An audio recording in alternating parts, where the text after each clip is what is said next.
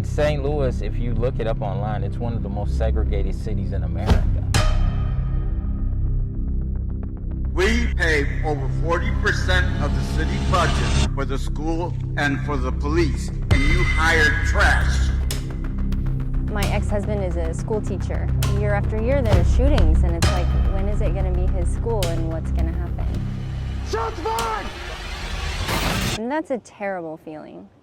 The city didn't see any need to really develop that area because it's the area where Black and brown people live. Just boom, boom, boom, boom, boom, boom, boom.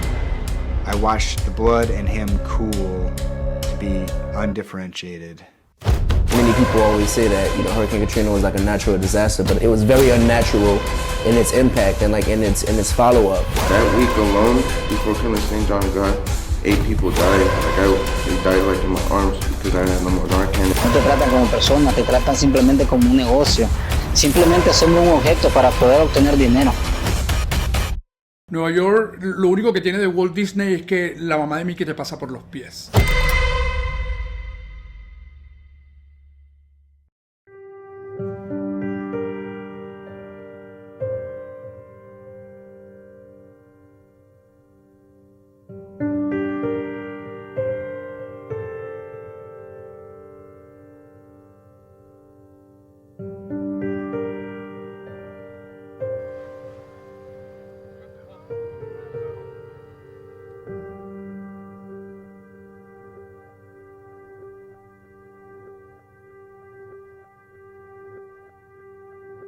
My name is Edward Buckles, Jr. I'm the director, co-writer, and producer of Katrina Babies. There are things that I saw, after the storm, and there are things that I experienced after the storm, and even during the storm.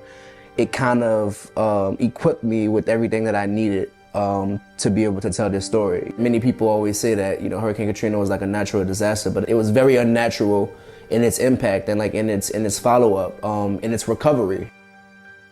If you look at any archival footage from 2005, I don't think it's a coincidence that it's all Black and disenfranchised people who you see dead in the streets, who you see on their roofs waving for help, who you see, in the Superdome or like on the bridge for 3 days. I don't think it's a coincidence that you don't see many white people.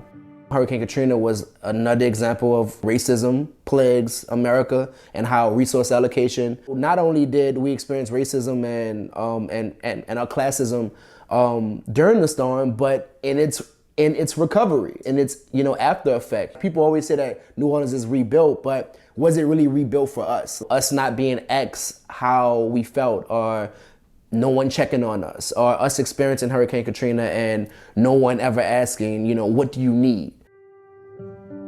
I remember being 13 during the storm, and I remember as soon as the storm hit, I got back in school in this new place. I was uprooted, as all of us were, and most of us went to school right after the storm, and there was no therapy, there was no counseling. When I hear other children who come from wealthy neighborhoods, or who come from like the suburbs, and who are white, and when I hear their experience is not like that. I hear how they had therapy and how people came to their aid, and even, like the fact that they got out early. It was growing up in a city that, just felt like it was not ready for its people to come back, but more specifically, it was not ready to, be a place for children. We are the murder capital of the US. Crime increased. The age ranges of those who are committing the crimes and like those who are murdering,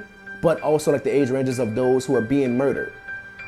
They're all Katrina babies. They're all young people, right? Most of them are young people who are like, involved in this. These kids are like dealing with PTSD. They're dealing with fight or flight.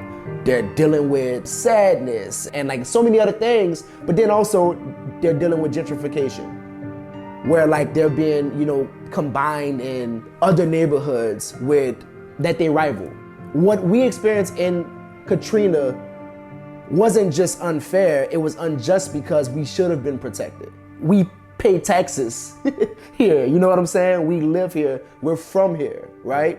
So, it's unjust that we had to experience that and that we were not, protected properly. I think that the system has constantly prove to us that like they're not gonna, you know, be proactive about like what we need. One of the problems is the fact that, you know, the conversation of racism is sensitive. Like, I don't think that it should be sensitive because like when it's happening, it's right in our faces. It's not just one problem. And like, it's because we've let it go unaddressed for so long and now everything is just surfacing. It's like all of the floodwaters are gone, but like the trauma that's surfacing and like the impact of Hurricane Katrina is still very present. And like when I say very present, I mean like right now. I mean things that are gonna happen tomorrow are things that were impacted by Hurricane Katrina. If you don't address a trauma within like a large group of, you know, people, in our case, Black children, what do you think is gonna happen? We're gonna have many more generations of people who are being impacted by a storm that they may have not even experienced. Like, think about it. Like, you know, some of my students in the film, they were only 1 year old. Some of them were in their mother's bellies during the storm, right? So why are they still being impacted by Hurricane Katrina? And it's because it's been unaddressed. And it's because it's been like, you know, unaddressed when it comes to Black and disenfranchised people.